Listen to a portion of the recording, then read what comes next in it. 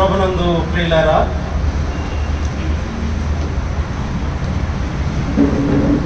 ఈ 37వ కీర్తనలో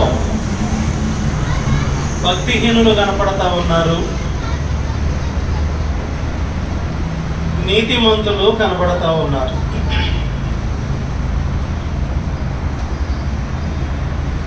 ఈ 37వ కీర్తనలో భక్తిహీనులకు ఫలితం ఉంది, ప్రతిఫలము ఉంది. అదే సమయంలో నీతిమంతులకు కూడా ప్రతిఫలము ఉంది అన్న సత్యాన్ని మనము చూడబోతా ఉన్నాం. భక్తిహీనులు అనేవారు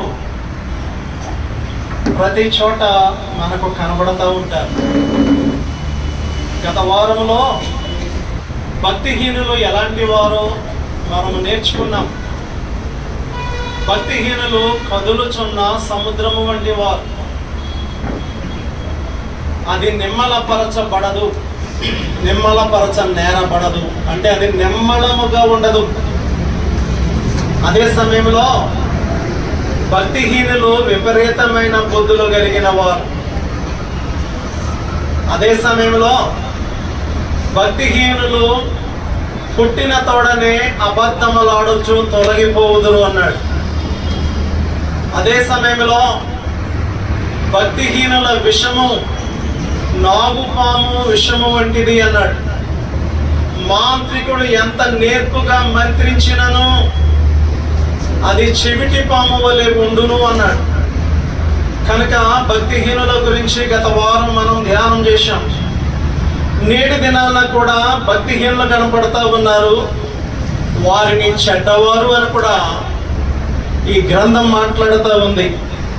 ఈ 37వ కీర్తన 1వ వచనంలో చెడ్డవారిని చూచి నీవు వ్యసన పడకము అన్నాడు. దుష్కార్యములు చేయి వారిని చూచి నీవు మత్సర పడకము అన్నాడు. చెడ్డవారు, దుష్కార్యములు చేయువారు భక్తిహీనులు. చెడ్డవారు అన్నా, దుష్కార్యములు చేయువారన్నా వారు భక్తిహీనులే.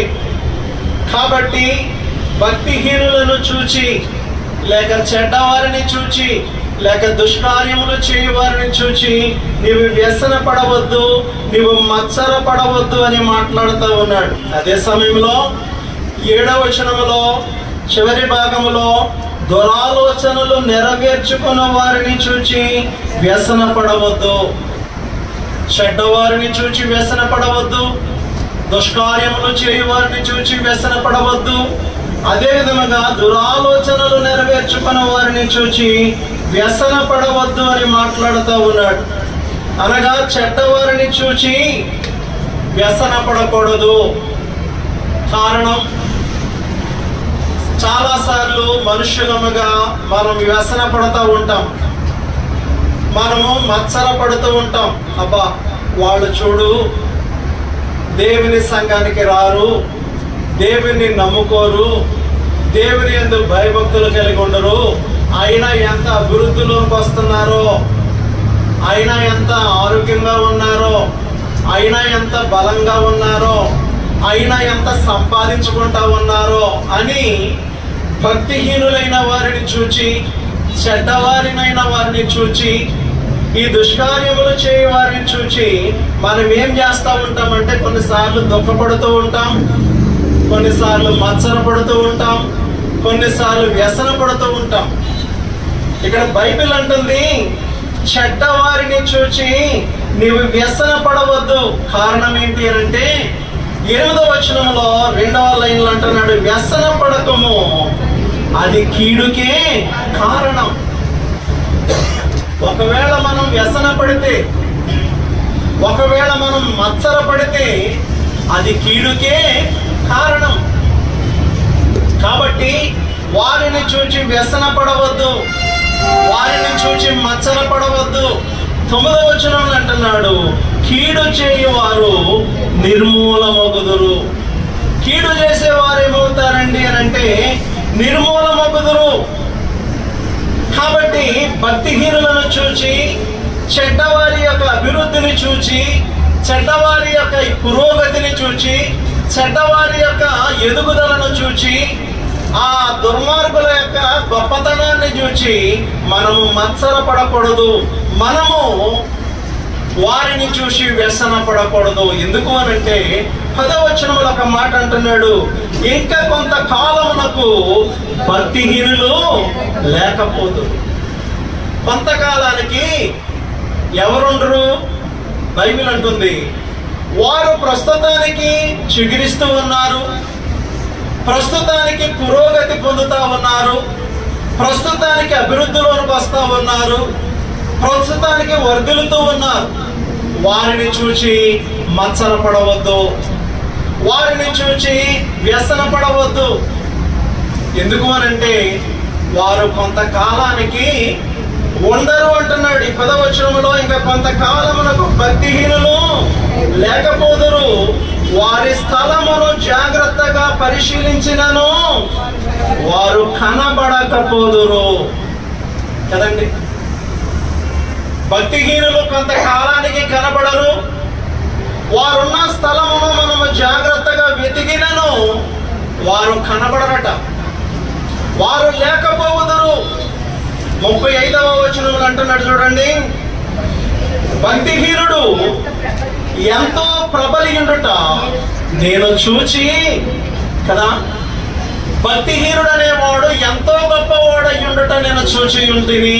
ప్రబలియుండుట, గొప్పవాడయ్యుండుట, ప్రబలియుండుట, ఆశీర్వాదింపబడి ఉండుట, ప్రబలబడి ఉండుట అనగా గొప్పవాడగి ఉండుట నేను చూచి తిని. అది మొలిచిన చోటని విస్తరించిన చెట్టు వలె వాడు వర్ధిల్లి ఉండెను. ఎక్కడైతే మొలిచిందో అంటే ఎక్కడైతే వాడు ఇల్లు కట్టుకున్నాడో అక్కడ వాడు ఎలా ఉన్నాడు అని అంటే విస్తరించిన చెట్టు వలె వాడు వర్ధిల్లి ఉండెను. భక్తిహీనుడు వాడేమయ్యాడు అని అంటే వర్ధిల్లాడట. అయినను ఒకడు ఆ దారిని పోయి చూడగా వాడు లేకపోయిను, నేను వెతికి తిరిగి గాని వాడు కనబడకపోయేను అన్నాడు. భక్తిహీనుడు కొంతకాలమే, ఎంతకాలం? కొంతకాలమే వారి అభివృద్ధి, కొంతకాలమే వారి పురోగతి, కొంతకాలమే వారికి ఉన్నటువంటి ఆ యొక్క గొప్పతనాలన్నీ కూడా కొంతకాలమే. చాలా మందిని మనం చూస్తూ ఉంటాం. నా చిన్నతనంలో నేను ఒక ఆయన్ని మా ఊర్లో చూశాను. చాలా ధనవంతుడు, కానీ పిల్లికి కూడా భిక్ష వేసేవాడు కాదు. కనీసం అడుక్కునేవాడు కూడా వారు గుమ్మానికి వెళ్ళేవారు కాదు. ఎందుకంటే వారు వెయ్యరన్న సంగతి వారికి తెలుసు. కానీ విస్తారమైన ఆస్తి, విస్తారమైనటువంటి పశువులు, ట్రాక్టర్స్ చాలా ఉండేవండి. ఆయన చాలా గర్వంగా ఉండేవాడు, భార్య చాలా గర్వంగా ఉండేది, బిడ్డలు చాలా గర్వంగా ఉండేవారు. వారి ఇంటికి పేదలు వచ్చేవారు కాదు, కానీ ధనవంతులైన వారు చాలా మంది వస్తూ ఉండేవారు. క్రమేణా క్రమేణా క్రమేణా నేను చూస్తూ ఉండగా సుమారు ఒక 35-40 సంవత్సరాలు చూశాను. ఆ మధ్య కాలంలో వెళ్ళి చూస్తే వారికి ఉన్న ఇల్లు కూడా లేదండి. ఏమయ్యారండి అని అడిగితే రకరకాల బలహీనతల ద్వారా వారు పతనమయ్యారు. ఇల్లు కూడా అమ్మేసుకొని ఉండటానికి లేనటువంటి దౌర్భాగ్య స్థితిని బట్టి ఆ ఊర్లో ఉండడానికి సిగ్గేసి ఏదో ఊరు వెళ్ళిపోయారండి, లేరండి అన్నారు.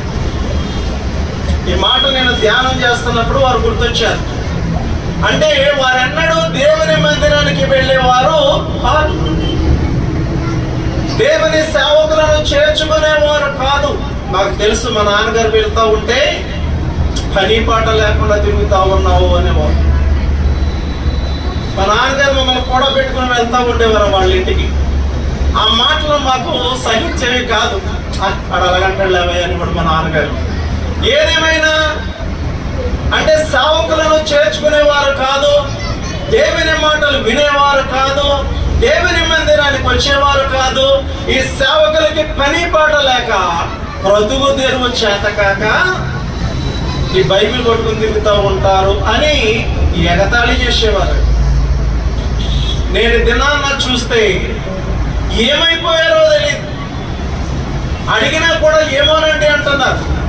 ఈ విషయాలు ఎందుకు చెప్తున్నాను అని అంటే, ఈ 36వ కీర్తన, ఈ 36వ వచనంలో, ఒకడు ఆ దారిని పోయి చూడగా వాడు లేకపోయాను, నేను వెతికి తిని గాని వాడు కనబడకపోయాను అన్నాడు.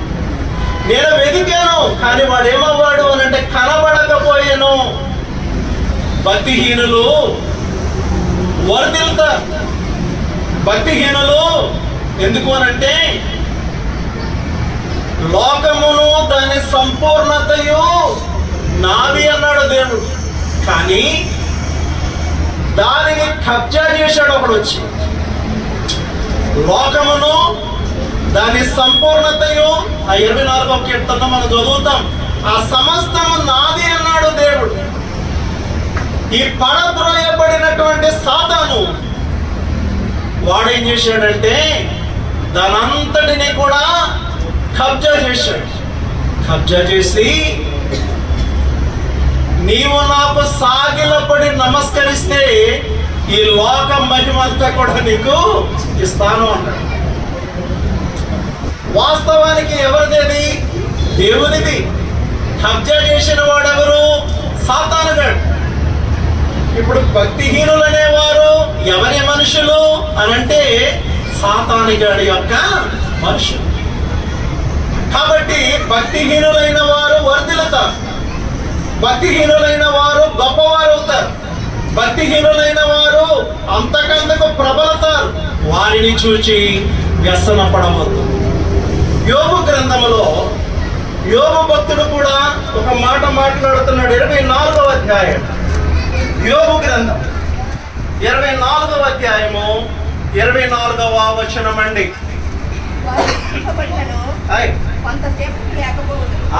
ఏమండి ఆయన మాట్లాడుతున్నాడు 24వ అధ్యాయం 24వ వచనంలో, చదవమ్మా. వారు హెచ్చింపబడినను కొంతసేపటికి లేకపోవుదురు. వారి హీన స్థితిలో కదండి, వారు హెచ్చింపబడినను కొంతసేపటికి లేకపోవుదురు. ఎవరండి వారు? కదా, వారు హెచ్చింపబడినను కొంతకాలానికి వారు లేకపోదురు. ఎవరండి వారు? 13వ వచనం, వెలుగు మీద తిరగబడిన వారు. కదా, ఎవరండి వారు అనంటే వెలుగు మీద తిరగబడిన వారు. అనగా వెలుగెవరు? దేవుడు. నిజమైన వెలుగు ఉండెను, ఆయన లోకములకు వెలుగై ఉన్నాను అన్నాడు. ఆ వెలుగు మీద తిరుగుబాటు చేసిన భక్తిహీనులు వారేమవుతారు అనంటే హెచ్చింపబడినను కొంతసేపటికి లేకపోవదు. కొంతసేపే, కొన్ని సంవత్సరాలే. అదే గనక రక్షింపబడిన భక్తులైతే, యెహోవా నీవు ఆశీర్వదించిన ఎడల అది ఎన్నటెన్నటికీ ఆశీర్వాదకరణముగా ఉండును అన్నాడు దావీదు. దేవుని చేత ఆశీర్వదింపబడితే అది ఎన్నటెన్నటికీ ఎలా ఉంటుంది? ఆశీర్వాద కారణంగా ఉంటాం. దేవుని చేత ఆశీర్వదింపబడకుండా లోకము ద్వారా, లోకములో ఉండి లోకాన్ని ప్రేమించి లోకము ద్వారా హెచ్చింపబడితే అది కొంతకాలమే. కొంతకాలమే. అందుకే అంటున్నాడు, వారు హెచ్చింపబడినను కొంతసేపటికి వారు లేకపోదు. వారు వెలుగు మీద తిరగబడిన వారు కనుక చెడ్డవారిని చూచి నీవు మత్సర పడవద్దు, వ్యసన పడవద్దు. దుష్కార్యములు చేయు వారిని చూచి నీవు మత్సర పడవద్దు. కదా, కొన్నిసార్లు నిజంగానే మనకి అనిపిస్తారు కొంతమందిని చూసినప్పుడు, చూడు వారు ఒక భక్తి ఉండదు, భయం ఉండదు, ఏమి ఉండదు, ఇష్టానుసారంగా జీవిస్తూ లక్షల లక్షల కోట్ల కోట్ల రూపాయలు సంపాదిస్తూ ఉన్నారే, మనం ఎంత భక్తిగా ఉన్నా అలాగే ఉన్నామే అని ఒక మనుషులము కనుక కొంత మత్సరం అనేది మనలోనికి వస్తూ ఉంటారు, కొంత వ్యసనం అనేది మనలోనికి వస్తూ ఉంటుంది. అలాగే ఆసాపు అనే భక్తునికి కూడా వచ్చిందంట. ఆసాపు అనే భక్తునికి కూడా ఈ మత్సరం, చెడ్డవారిని చూసేటప్పటికీ, భక్తిహీనులను చూసేటప్పటికి ఆయనకి కూడా మత్సరం వచ్చిందంట. చదువుదాం 73వ కీర్తన చూడండి. 73వ కీర్తన 3వ వచనం అండి. భక్తిహీనుల క్షేమము నా కంటపడినప్పుడు గర్వించు వారిని బట్టి నేను మత్సరపడి తిని. చాలండి. దేవుడేమన్నాడు ఈ 37వ కీర్తనలో? మత్సరపడవద్దు, వ్యసనపడవద్దు, దుష్కార్యములు చేయువారిని చూచి, చెడ్డవారిని చూచి నువ్వు మత్సరపడవద్దు అని అంటే, ఈ భక్తిహీనులనే వారి క్షేమం, ఈ భక్తిహీనుల ఎదుగుదల, ఈ భక్తిహీనుల పురోభివృద్ధి ఆసాపు చూడగా అతనికి ఏం కలిగింది? మత్సరం కలిగింది. అతనికి మత్సరం కలిగింది. ఈ మత్సరం ఎందుకు కలిగింది కదా? భక్తిహీనులను చూసినప్పుడు, భక్తిహీనుల క్షేమాన్ని చూసినప్పుడు అతనికి మత్సరం కలిగింది. భక్తుడు ఆసాపు ఎవరు? భక్తుడు, మంచి సింగర్ అండి. దావీదు చక్కగా పాటలు రాసి ఆసాపుకి ఇచ్చేవాడు, ఆసాపు పాడేవాడు. దావీదు రాజు అయిపోయాడు కనుక దావీదు పాడకూడదు కాబట్టి దావీదు ఆసాపుకు రాసిస్తే ఆసాపు పాడేవాడు, మంచి మ్యూజిషియన్. అలాంటి ఆసాపు, అలాంటి భక్తుడు, అలాంటి దేవుని యందు భయభక్తులు కలిగిన వాడు మత్సరపడతా ఉన్నాడు. ఎందుకు మత్సరపడతా ఉన్నాడు? భక్తిహీనుల క్షేమాన్ని చూశాడట. వారు ఎలా ఉన్నారో చెప్తున్నాడు 4వ వచనంలో. వారు పుష్టిగా ఉన్నారు అన్నాడు. వారు ఎలా ఉన్నారట? వారు పుష్టిగా ఉన్నారట. ఎవరు వారు? భక్తిహీనులు. వారు పుష్టిగా ఉన్నారని ఈయనేమయ్యాడు అని అంటే మత్సరపడుతున్నాడు. 5వ వచనంలో వారికి ఇతరుల వలె ఇబ్బందులు ఏమి లేవట కదండి. వారికి ఇతరుల వలె ఇబ్బందులు లేవంట, వారికి ఇతరుల వలె తెగుళ్ళు లేవంట కదండి. భక్తిహీనులకి ఏమి లేవు, ఇబ్బందులు లేవు, తెగుళ్ళు లేవు, వారు పుష్టిగా ఉన్నారు. 6వ వచనంలో వారు గర్వముగా ఉన్నారంటండి. వారు ఎలాగున్నారు? గర్వముగా ఉన్నారు. ఇంకా మనం 7వ వచనంలో చదివితే వారి కన్నులు క్రొవ్వుతో కదా మెరకలై ఉన్నాయంట. అంటే ఇలా గొంటలేమో లేవు వాళ్ళకి. ఈ గొంతుకిని పైన మొదటికి గొంటలు లేవంట. ఏమున్నాయి? మెరకలైపోయి, అంటే మధ్యలో క్రొవ్వు పట్టేసింది. అంత బలంగా ఉన్నారు. కాబట్టి ఆ మాటలు మనం చదువుతా ఉన్నాం. వారి కన్నులు క్రొవ్వుతో మెరకలై ఉన్నవి. 8వ వచనంలో వారి ఎగతాళి చేస్తూ మాట్లాడతారంట. ఏం చేస్తారు? ఎగతాళి చేస్తూ మాట్లాడతారంట. 9వ వచనం చూడండి. వారంట ఆకాశము తట్టు తమ ముఖమును, అంటే ఇలా గుండెలు ఎత్తి పట్టుకుని పైకే తప్ప, అంటే భక్తిహీనులు పుష్టిగా ఉన్నారు, బలంగా ఉన్నారు, ఐశ్వర్యాలు ఉన్నాయి, అన్నీ ఉన్నాయి. ఇంకోరు నేలకి ఎందుకు చూస్తారు కదా? బైబిల్ చెప్తుంది, మనం కాదు. ఆసాపు ఆ సిచ్యువేషన్స్ అన్ని చూస్తా ఉన్నాడు. భక్తిహీనుల క్షేమము నా కంటపడినప్పుడు నేను వారిని చూచి మత్సరపడి తిని అన్నాడు. ఎందుకయ్యా మత్సరం అంటే?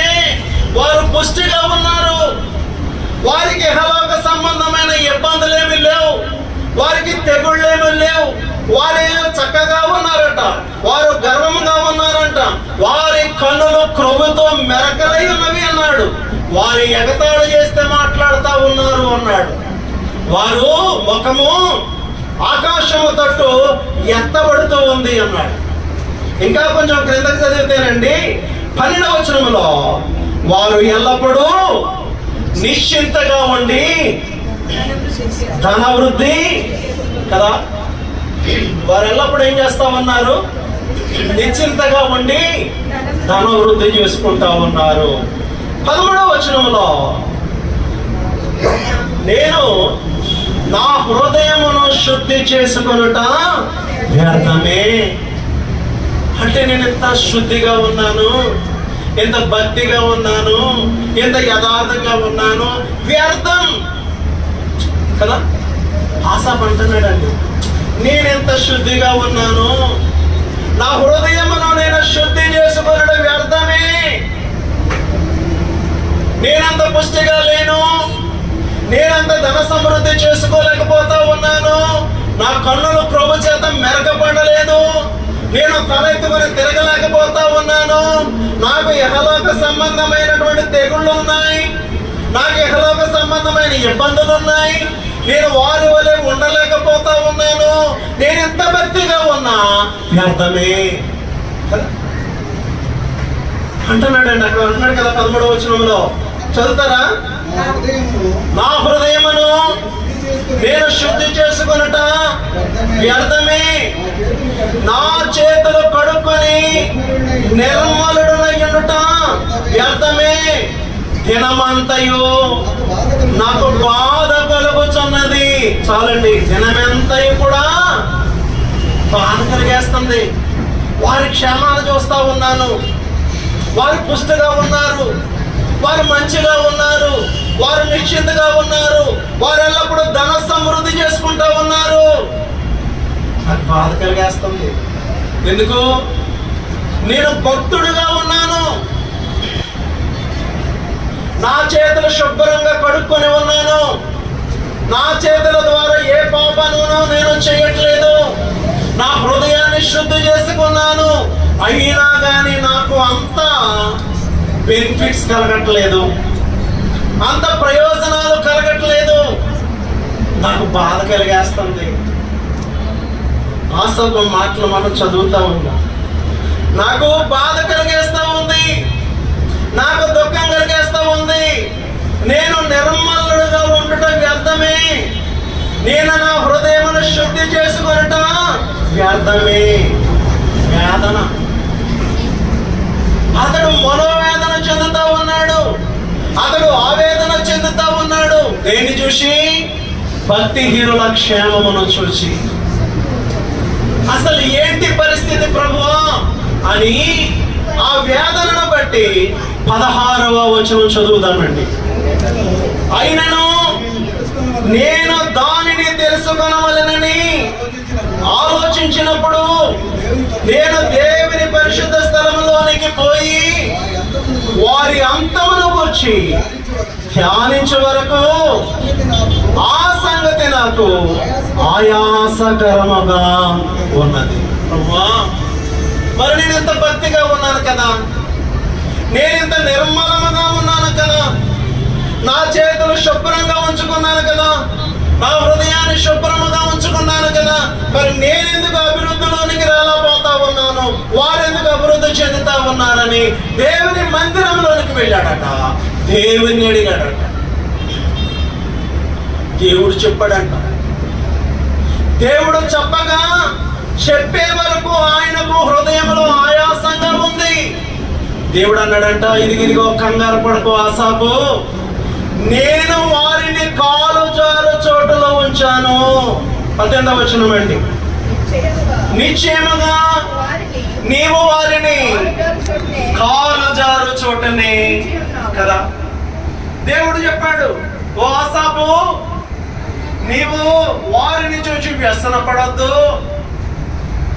ఆ భక్తిహీనుల క్షేమాన్ని చూచి నీరసపడొద్దు, ఆ భక్తిహీనుల ఎదుగుదలను చూసి బాధపడొద్దు, నీ మనసులో ఆయాసపడవద్దు. వారు నేను ఎక్కడుంచానో తెలుసా? కాలు జారు చోటులో ఉంచాను. వారు ఎప్పుడు జారిపోతారో తెలీదు, ఎప్పుడు పతనమైపోతారో తెలీదు. అలాంటి చోట నేను వారిని ఉంచాను. 19వ వచనంలో క్షణమాత్రములోనే వారు పాడైపోదురు, వారు నశించుదురు అన్నాడు కదా. క్షణమాత్రములోనే వారు పాడైపోతారు ఆసాపు, క్షణమాత్రములోనే వారు నశించిపోతారు ఆసాపు అని దేవుడైన యెహోవా ఆసాపుతో మాట్లాడాడు. అప్పుడు ఆసాపు మాట్లాడుతున్నాడు. 21వ వచనం, నా హృదయము మత్సరపడెను, నా అంతరంగములో నేను వ్యాకులపడితిని. ప్రభువా, నేను తెలియక నా అంతరంగములో నేను మత్సరపడ్డాను. ప్రభువా, నా హృదయంలో నేను మత్సరపడ్డాను, నా అంతరంగములో వ్యాకులపడ్డాను. ఇక నేను వ్యాకులపడను. ఎందుకో తెలుసా? 25వ వచనంలో అంటున్నాడు, నీవు నాకుండగా లోకములోనిదేది నాకు అక్కరలేదు. ప్రభువా, నీవు నాకున్నావు చాలు, వారిని కాలు జారు చోటులో ఉంచావు చాలు, క్షణమాత్రములోనే వారు పతనమైపోతారన్నావు చాలు. కాబట్టి నీవు నాకుండగా లోకములో ఉన్నదేదియో నాకు అక్కరలేదు కదండి.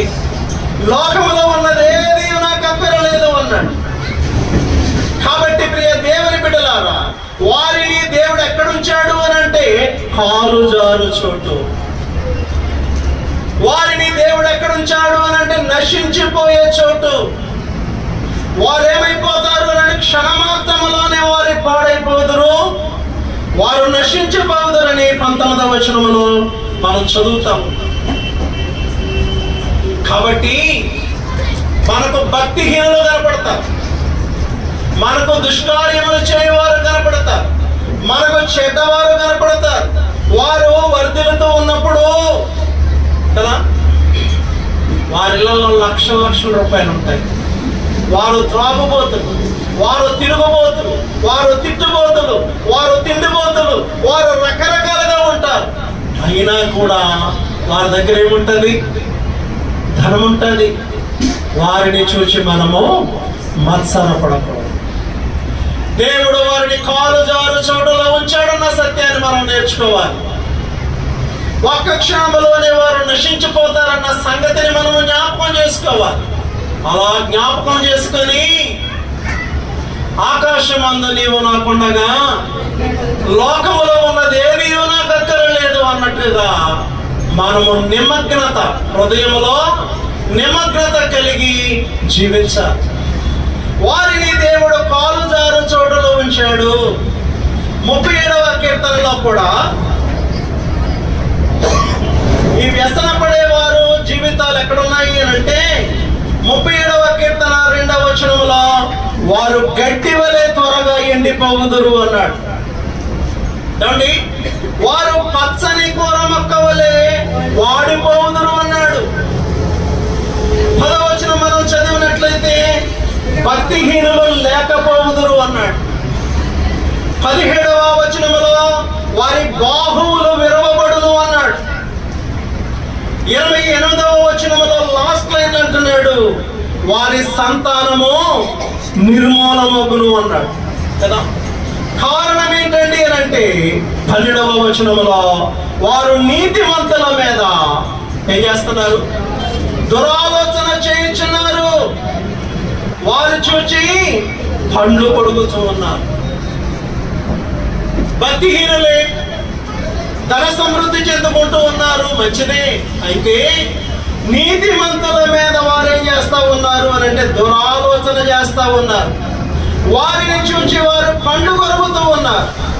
14వ వచనములో యథార్థవంతులను చంపుటకు వారు ప్రయత్నిస్తూ ఉన్నారు కదా. వారు భక్తిహీనులు. వారు ఎలాంటి వారండి అని అంటే 21వ వచనంలో అప్పు చేస్తారంట కానీ తీర్చక యుద్ధరు. భక్తిహీనులు కాబట్టి ఎవరు పడితే వారికి డబ్బులు అప్పులు ఇవ్వద్దు కదా. అప్పులు ఎవరికి ఇవ్వాలి కదా? మరి విశేషముగా విశ్వాస గృహములకు అన్నాడు బైబిల్. కాబట్టి భక్తిహీనులు అప్పు చేసి అప్పు తీర్చరన్నాడు. ఒక కాలం వస్తుంది అన్నాడండి. 13వ వచనంలో చూడండి, 37వ కీర్తన, వారి కాలం వచ్చుచుండుట ప్రభువు చూచుచున్నాడు, వారిని చూచి ఆయన నవ్వుచున్నాడు. ఒక కాలం వస్తా ఉంది, వారికి ఒక కాలం వస్తూ ఉంది. ఆ కాలము వస్తుందన్న సంగతి ప్రభువు చూస్తూ ఉన్నాడు. ప్రభువు చూచి ఏం చేస్తా ఉన్నాడు అని అంటే నవ్వుతూ ఉన్నాడు. కాబట్టి ప్రియ దేవుని బిడ్డలారా, ఆ భక్తిహీనుల జీవితం ప్రభువు చూస్తూ చూస్తూ చూస్తూ ఆ కాలము కొరకు ఎదురు చూస్తూ ఈ 37వ కీర్తనలోని 20వ వచనంలో భక్తిహీనులు నశించిపోవుదురు. ఏమైపోదురు? భక్తిహీనులు నశించిపోవుదురు. అది వారి శిక్ష, అది వారికి దేవుడిచ్చు ప్రతిఫలం. భక్తిహీనులన్నా, చెడ్డవారన్నా, దుష్కార్యములు చేయవారన్నా ఒకటే, వారికి ప్రతిఫలం ఉంది. వారు క్షణమాత్రములోనే నశించిపోతారు. వారు కాలు జారు చోటలో దేవుడు వారిని ఉంచాడు గనక వారిని చూచి మనము వ్యసన పడకూడదు. వారిని చూచి, వారి ఎదుగుదలను చూచి మనము మత్సరా మన కుటుంబాల్లో కనపడతారు. కొంతమంది గుడికి వెళ్ళరు, ఎక్కడికి వెళ్ళరండి వీళ్ళు, ఎక్కడికి వెళ్ళరండి, చాలా డబ్బు ఉంటుందండి వాళ్ళ దగ్గర, ఎక్కడికి వెళ్ళరండి, అమ్మో అమ్మో అమ్మో అది కొనుక్కున్నారు, ఇది కొనుక్కున్నారు, అది కొనుక్కున్నారు, అది కొనుక్కున్నారు అంటానే ఉంటాం మనం. ఎందుకు? తెలియక. ఇప్పుడు మనం తెలుసుకున్నాం కదా, ఇప్పుడు ఏమవ్వకూడదు? మత్సరపడకూడదు. ఎంతకాలం తెలుసుకోలేదేమో, ఈరోజు దేవుడు మనతో మాట్లాడుతున్నాడు. ఇదిగో బంధువుల్లో ఉన్నారా, పరిసర ప్రాంతాల్లో మన చుట్టూ ఉన్నారా, భక్తిహీనులైన వారు ఎదుగుతున్నప్పుడు వారిని చూచి మీరు వ్యసన పడవద్దు, వారిని చూచి మీరు మత్సరపడవద్దు. వారు పాలు జారు స్థలములో వారిని నేను ఉంచాను. ఎందుకో తెలుసా? వారు నిశ్చింత కలిగి ధనం సంపాదించుకుంటున్నారు, కానీ దేవుని భయము వారికి లేదు, దేవుని యందు భయభక్తులు వారికి లేవు. కనుక వారిని చూచి నీవు మత్సరపడవద్దు.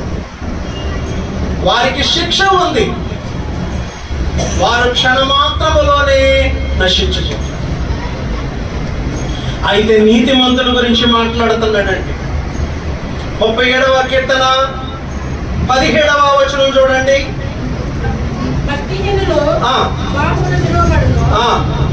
నీతిమంతులకు యెహోవా సంరక్షకుడు.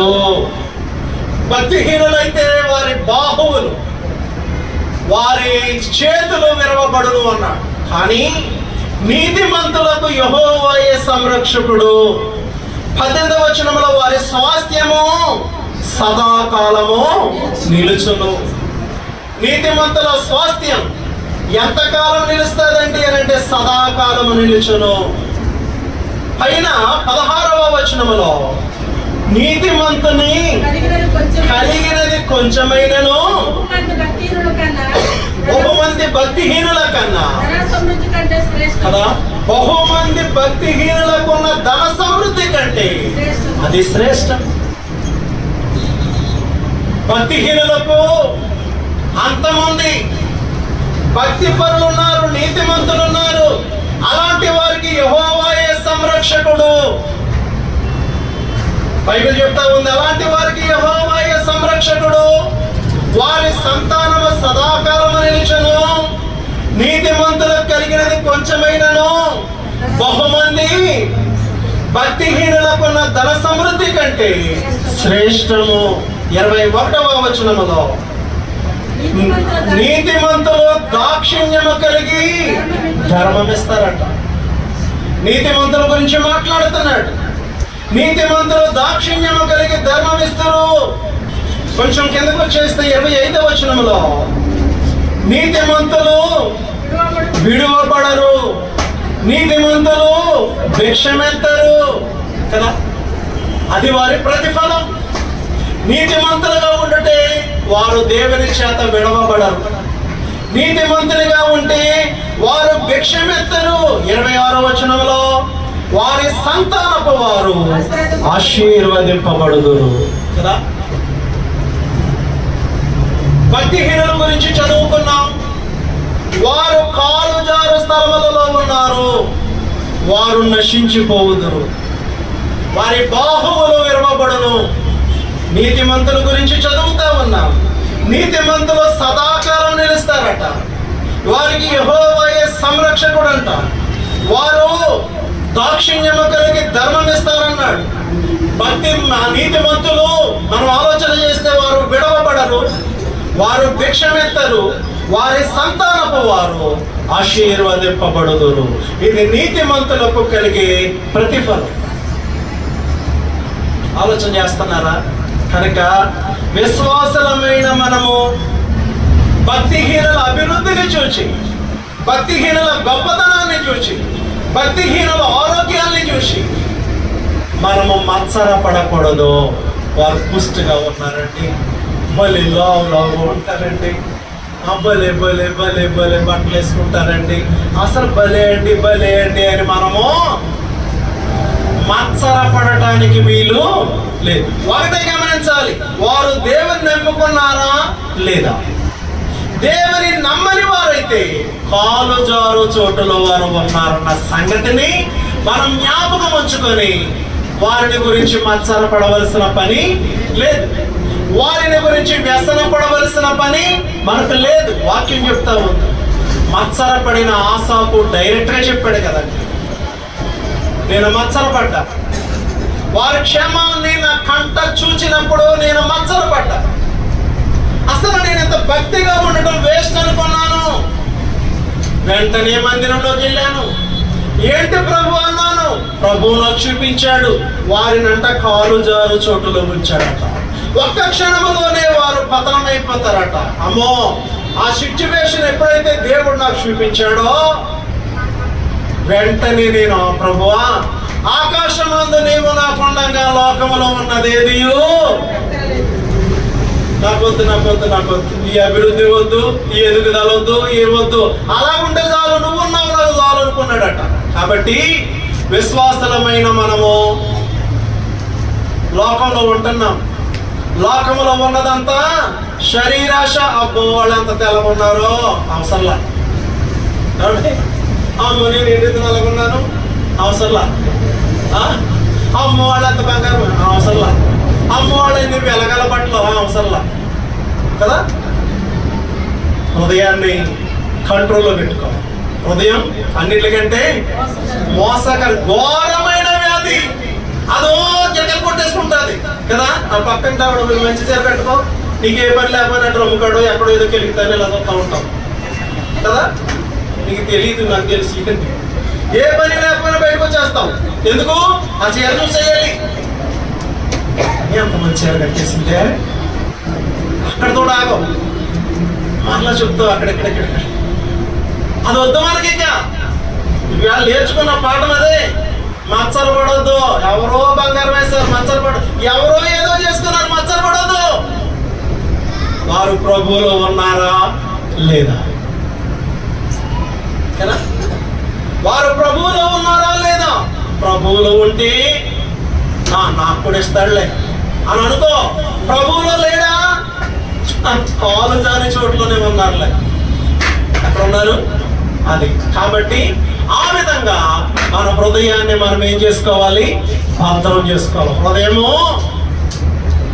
భద్రం చేసుకోవాలంట. హృదయాన్ని ఏం చేయాలండి? అన్నిటికంటే ముఖ్యముగా చూడండి, అన్నిటికంటే ముఖ్యముగా చూడండి, సామెతల గ్రంథం 4వ అధ్యాయం, సామెతల గ్రంథం 4వ అధ్యాయము 23వ వచనం. నీ హృదయములో నుండి జీవధారలు బయలుదేరును, కాబట్టి అన్నిటికంటే ముఖ్యముగా నీ హృదయమును భద్రముగా కాపాడుకో. హృదయమును భద్రంగా కాపాడుకో. ఈ రోజుల్లో యవనస్తులు కాపాడుకోలేకపోతారు. ఐహిక విచారాలు, అమ్మవాడికి నాకంటే మంచి బండి ఉంది ఉంటే ఇప్పుడు నీకేంటి, అమ్మవాడికి ఏదో ఉంది, అమ్మవాడికి ఏదో ఉంది, ఏదో ఉంటే ఉండగాక వాళ్ళు కాలు జారు చోట్లో ఉన్నారు. ఈ 73వ కీర్తన చదువుకోండి సరిపోద్ది. ఈ 37వ కీర్తనను 73వ కీర్తన చదువుకోండి. ఎక్కువగా బైబిల్ చదివితేనండి మనలో ఒక కాన్ఫిడెన్స్ వస్తుంది. ఏమొస్తుంది? తొట్టిల్లిపోము, కంగారు పడము. కారణం దేవుడు మనం ధైర్యపరుస్తాడు. వీళ్ళందరూ మనకలాగే, ఆసాపు, దావీదు వీళ్ళందరూ మనకలాగే భూలోకంలో ఉండి వెళ్ళిన వాళ్ళే. తర్వాతే మనం వచ్చాం. వాళ్ళు ఆశ్చర్యపడ్డారు, దేవుడి దగ్గరికి వెళ్ళారు.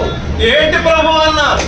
దేవుడు అన్నాడు, ఇదిగో వాళ్ళ స్థితిగతులు ఎలా ఉన్నాయి, నువ్వు ఎందుకు కంగారు పడుతున్నావు అన్నాడు.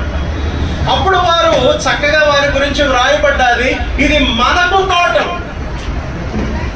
ఈ మాటలు అక్కడ వ్రాయబడకపోతే మనము కూడా మత్సరపడే వాళ్ళమే, మనము కూడా వ్యసనపడే వాళ్ళమే. కానీ ఈ మాటల ద్వారా మన హృదయాన్ని మనం ఏం చేసుకోవాలి? సముదాయించుకోవాలి, భద్రంగా కాపాడుకోవాలి. వారి యొక్క అభివృద్ధిని చూసి మత్సరపడకూడదు. కానీ ఈ భక్తిహీనుల యొక్క పురోభివృద్ధిని చూసి మనం వ్యసనపడకూడదు. కానీ మరి ఏం చేయాలండి అనంటే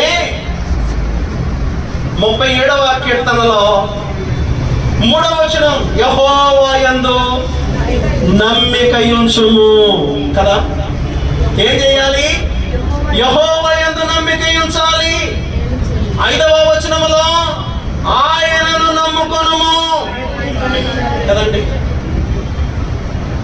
మత్సరపడొద్దు, వ్యసనపడొద్దు, దిగాలుగా ఉండొద్దు, నీరసంగా ఉండొద్దు కదా. మరి ఏం చేయాలి? యెహోవా యందు నమ్మిక ఉంచు. మా నమ్మకం కదా, ఆంధ్రలో మా నమ్మకం వింటున్నారు. కాదు కాదు, ఆయన పేరు ఎత్తుకుంటే మంచిది కాదు కాబట్టి మా నమ్మకం నువ్వు అంటున్నారు. కాదు కాదు, మన నమ్మకం దేవుడే. దేవుడు లేకపోతే ఆయనే లేడు. ఎవరు? మా నమ్మకం నువ్వు అనేవాళ్ళు కదండి. న్యూస్లో వినపడుతున్నాయి కదా మా నమ్మకం. ప్రతి ఇంటికి మా నమ్మకం నువ్వే, మా నమ్మకం, మా భవిష్యత్తు నువ్వే. భవిష్యత్తు నువ్వా? భవిష్యత్తు దేవుడు. మన భవిష్యత్తు, మన నమ్మకం దేవుడే. అందుకంటున్నాడు, యెహోవాను నమ్ముకొనుము, ఆయనను నమ్ముకొనుము. 5వ వచనంలో ఆయనను నమ్ముకొనుము. నమ్మి ఉంచితే కదా ఆయనని కార్యములు నెరవేర్చు. ఆయన నమ్ముకో. వాళ్ళని వీళ్ళని చూసి వ్యసనపడొద్దు, వాళ్ళని వీళ్ళని చూసి మత్సరపడొద్దు. కానీ ఆయన నమ్ముకో, దేవుని నమ్ముకో. ఆయనని కార్యములు సఫలము చేయును అన్నాడు. ఇంకేమన్నాడు? 37వ కీర్తనలో 3వ వచనం అండి, మేలు చేయుము. ఏం చేయాలి? ఒకటి నమ్ముకోవాలి. ఎవరిని? దేవుణ్ణి. రెండవది మేలు చేయాలి. పొరుగువానికి ఏం చేయమన్నాడు? మేలు చేయము అన్నాడు. మూడవదిగా మనం చూస్తే 3వ వచనంలో సత్యమును అనుసరించి కదా. దేని అనుసరించాలి? సత్యమును అనుసరించమన్నాడు. సత్యమును అనుసరించాలి అంటే వాక్యమును. సత్యం అంటే ఏంటండి? యోహాను సువార్త 17వ అధ్యాయంలో 17వ వచనం అండి. యోహాను సువార్త 17:17 సత్యమందు వారిని ప్రతిష్ఠ చేయము. నీ వాక్యమే అదనమాట. నీ వాక్యమే సత్యం. సత్యమందు వారిని ప్రతిష్ఠ చేయము. యేసు ప్రభు వారు ఈ లోకయాత్ర ముగించి వెళ్ళిపోతూ ఉండగా తండ్రి అయిన దేవునితో మాట్లాడుతున్నాడు, దేవా వారిని సత్యమందు ప్రతిష్ఠించు, నీ వాక్యమే సత్యం. కాబట్టి ఇక్కడ మాట్లాడుతున్నాడు 37వ కీర్తనలో, ఓ విశ్వాసులారా, ఓ దేవుని నమ్ముకున్నటువంటి ప్రజలారా, మీరు చెడ్డవారిని చూచి వ్యసన పడవద్దు, మీరు దుష్కార్యములు చేయవారిని చూచి మత్సరపడవద్దు, దురాలోచనలు చేయవారిని చూచి మీరు మత్సరపడవద్దు, వ్యసన పడవద్దు. వారిని కాలు జారు చోటలో ఉంచాను. వారు క్షణమాత్రములోనే నాశనమైపోతారు. ఒకడు ఆ వీధిని లేక మార్గమును వెళ్ళి చూడగా వాడు లేకపోవును. 35-36 వచనాల్లో వాడు లేకపోవును అన్నాడు. కాబట్టి వ్యసన పడకుండా మీరు దేవుని నమ్ముకోండి. ఆయన మీ కార్యములు చేయును, సఫలం చేస్తాడు. రెండవది మేలు చేయండి. మూడవది సత్యమును అనుసరించండి. నాలుగవది 37వ కీర్తన 4వ వచనములో యెహోవాను బట్టి సంతోషించుము, ఆయన నీ హృదయ వాంఛలను నేర్చు. ఆయనను బట్టి సంతోషించు. ఎవరినో చూసి వ్యసనపడి నీరసమైపోవద్దు, కృంగిపోవద్దు. ఆయనను చూచి సంతోషించు. నీ హృదయ వాంఛలు. మానవ హృదయంలో కొన్ని వాంఛలు ఉంటాయి. నాకు మంచి ఇల్లు కావాలను, నాకు మంచి ఏదో కావాలను, అంటే ఇహలోక సంబంధముగా మన అక్కరలో తీర్చబడాలి. ఆ హృదయ వాంఛలను ఆయన ఏం చేస్తాడు? తీరుస్తాడు. ఆయన నమ్ముకో, మేలు చేయి, సత్యాన్ని అనుసరించు, ఆయనను చూసి సంతోషించు. ఆయన నీ హృదయ వాంఛలను తీర్చు. ఇంకా 5వ వచనములో 5వ వచనం అండి, 37:5 నీ మార్గమును యెహోవాకు అప్పగించుము కదా. నీ మార్గమును యెహోవాకు అప్పగించు. నీ ఇష్టం వచ్చినట్టు వెళ్ళిపోవటం కాదు, కానీ ప్రభువా ఏంటి నా పరిస్థితి అంటే నీ జీవితాన్ని, నీ మార్గం అంటే నీ జీవితాన్ని యెహోవాకు అప్పగించుము. ఆయనకు అప్పగించాలి. 7వ వచనములో ఆయన కొరకు కనిపెట్టు, ఆయన కొరకు కనిపెట్టు, ఆయనకు అప్పగించుకో, ఆయనను బట్టి సంతోషించు, ఆయన సత్యమును అనుసరించు, మేలు చేస్తూ ఉండు, ఆయన మీద నమ్మిక ఉంచు. అప్పుడు ఆయన నీ హృదయ వాంఛలను తీరుస్తాడు. అప్పుడు ఆయన నీ కార్యములు నెరవేరుస్తాడు. 37వ కీర్తన 24వ వచనములో నీ చెయ్యి పట్టుకొని కదా, ఆయన నీ చెయ్యి పట్టుకుంటాడట. ఈ 37వ కీర్తన 39వ వచనములో నీకు బాధ కలిగినప్పుడు నీకు ఆశ్రయముగా కదా, నీకు బాధ కలిగిందనుకో నీకు ఆశ్రయముగా ఉంటాడు.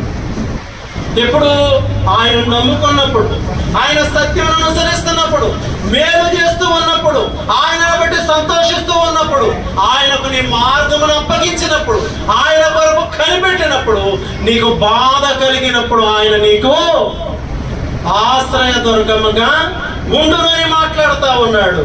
40వ వచనంలో యెహోవా నీకు సహాయుడై రక్షించును అన్నాడు. యెహోవా నీకేమవుతాడు అని అంటే సహాయుడై నేను రక్షించును. కాబట్టి ప్రియ దేవుని బిడ్డ,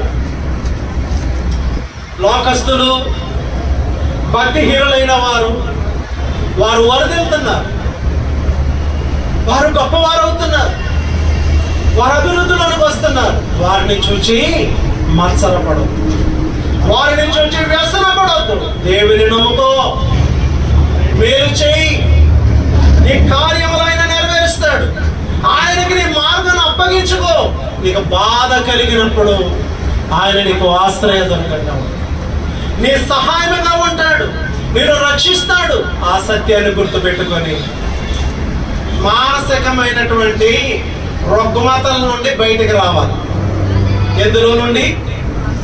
మానవుడు కృంగిపోట కారణం ఏంటో తెలుసా? వాడు చూసి వీడు చూసి అనుకునేసుకున్నారు, ఇదేదో చేసుకున్నారు, కొనుక్కుంటారు. దేవుడు వాళ్ళకి ఇచ్చాడు, కొనుక్కుంటాడు. మనకెందుకు అంత బాధ? మనకిస్తాడు ఎప్పుడో, పోయినా పర్వాలా. కాబట్టి అలాంటి దృక్పథం కలిగి దేవుడు ఉంటే చాలు. ఎవరుంటే చాలు? ఆయన ఏమన్నాడు? 73వ కీర్తన 25వ వచనమా చూడండి. ఆకాశమందు చదవండి. 73వ కీర్తన 25వ వచనం అండి. ఆకాశమందు నీవు తప్ప నాకెవరున్నారు? నీవు నాకుండగా లోకములో ఏదియో నాకు అక్కర్లేదన్నాడు. 3వ వచనంలోనేమో మచ్చలు పడ్డాడు. అమ్మో అమ్మో అమ్మో అనుకున్నాడు. వాడు ఎలా డెవలప్ అయిపోతున్నారు, మీరు ఎలా డెవలప్ అయిపోతున్నారని మచ్చలు పడ్డాడు. ఇప్పుడు అంటున్నాడు, దేవా ఆకాశం ముందు నీవు నాకుండగా లోకములో ఉన్నదేది నాకు అక్కర్లేదు. దేవుడు మనకేమి ఇచ్చినా ఇవ్వకపోయినా పర్వాలేదండి, ఆయన మనతో ఉంటే చాలు, ఆయన మనకి ఉంటే చాలు కదా. అలాంటి నమ్మకం కలిగి ఆయనను హృదయపూర్వకముగా ఐహిక ఆలోచనలను విడిచిపెట్టి, ఏ ఆలోచనలు? బ్రతకటానికి ఉంటే చాలండి. శిష్యులకి దేవుడు ఎవరి శిష్యులు? వాళ్ళు కదా, యేసు ప్రభు వారి శిష్యులు. యేసు ప్రభు వారు ఎవరు? ధనవంతుడయ్యుండి కదా. ఆ ధనవంతుడు, ఓ పేతురు ఎలారా ఈ పట్టణాన్ని నీకు ఇచ్చేస్తున్నాను అన్నాడా? మానుదినాహారము నేడు మాకు చాలు. ఎందుకంటే లోకము శాశ్వతమైనది. సంపాదిస్తావు, ఎక్కడో పెడతావు, పోతావు. అనుభవించేవారు ఎవరో ఉంటారు. ప్రసంగి చదువుతూ ఉంటే ఒకడు ఎంతో కష్టపడి ఏదో కూడబెడతాడంట. కష్టపడని వాడు వచ్చి దాన్ని అనుభవిస్తాడు. ఇది అర్థమే అన్న. కాబట్టి సంపాదించండి కాదంట్లా, అనుభవించండి. దరిద్రం వెళ్ళబోయద్దు. కొంతమంది ఇంకా లోపల అంతే ఓ పోగేసేయాలి, ఓ దాసేయాలి. మనం అనుభవించేది ఎప్పుడు? అనుభవించాలి.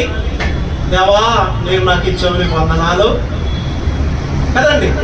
చక్కని బట్టలు, చక్కని భోజనము అన్నీ ఉండాలి, అనుభవించాలి. ఇచ్చాడు కాబట్టి.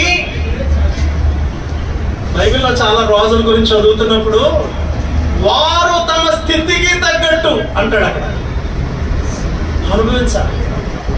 లేదని అడవకూడదు, ఉందని గర్వించకూడదు. ఉన్న దాంట్లోనే సంతృప్తి కలిగి కదా. నేను దీన స్థితి యందును సంపన్న స్థితి యందును వంట నేర్చుకుని ఉన్నాను. ఎవరు? అది కనుక విశ్వాసం మనం ఎవరమండి? మన దేవుడు ఎవరు? భూమి దాని సంపూర్ణత నాదన్నవాడు.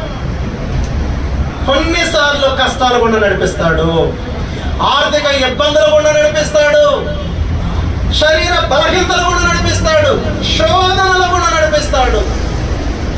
కృంగిపోకూడదు కదా. అంటున్నాడు, ఆకాశం ముందు నీవు నాకుండగా లోకములో ఉన్నదేదియో. ఆ విధముగా దేవుని మనము దేవునిగా కలిగి ఉండాలి. యెహోవా తమకు దేవుడుగా గల జనులు ఆయన ఉంటే చాలు. ఎన్ని పాటలో నీ ఉంటే నాకు చాలు యేసయ్యా. అది ఎంతవరకు అంటే పాడే వరకేనే ఉంచుకుంటాం అన్నమాట. నిజ జీవితంలో ఉంచుకుంటున్నావా?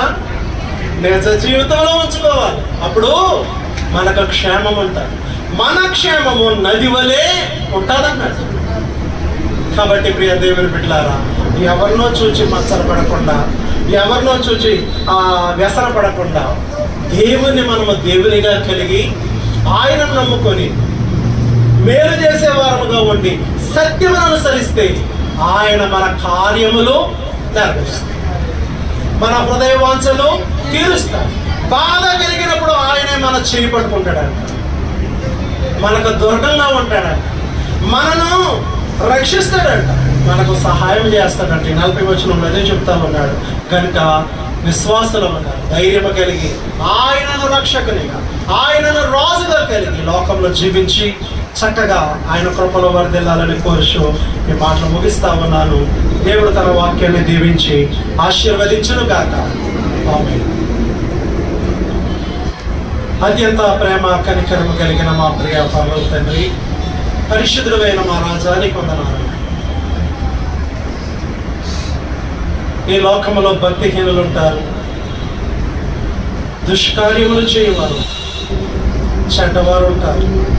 వారు వర్ధిల్లుతారన్న, వారిని చూసి వ్యసన పడొద్దన్న.